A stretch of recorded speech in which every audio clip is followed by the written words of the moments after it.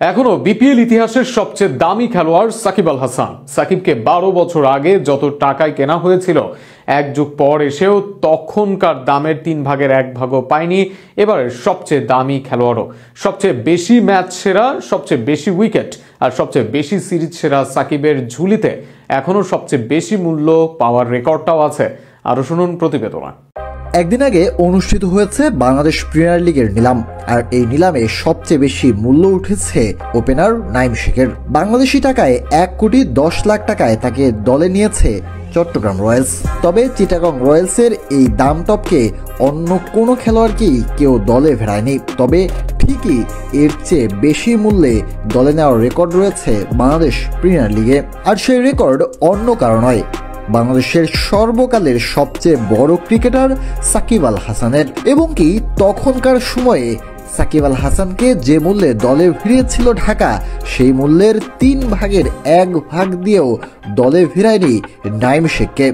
সাকিব আল হাসানকে 2013 সালে $3,65,000 মার্কিন ডলারে দলে ফিরায় ঢাকা গ্ল্যাডিয়েটর্স, আর এবার সর্বোচ্চ মূল্যে নাঈম শেখকে 1,10,00,000 টাকায় দলে ফিরেছে চিটাগং রয়্যালস।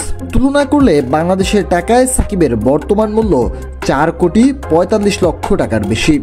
যদিও তখন ডলারের মূল্য এতটা ছিল না, তবুও সাকিবের মূল্য তখনের হিসাবেও 3 কোটির বেশি ছিল। অনুমান করাই যায়, যার মূল্য আজ থেকে 12 বছর আগেই 3 কোটি টাকার বেশি ছিল, বর্তমান বাজারে তার মূল্য কতটা হতো।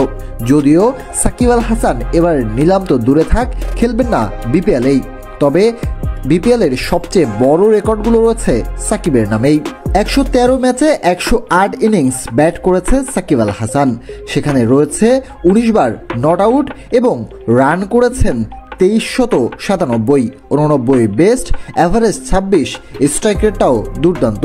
তবে বল হাতেই মূল কাজটা করেছেন সাকিব আল হাসান। বিপিএলের ইতিহাসের সর্বোচ্চ উইকেট এখনও তার দখলে, 149টি উইকেট নিজের নামে করেছেন, অ্যাভারেজ 18, ইকোনমি 7-এর নিচে।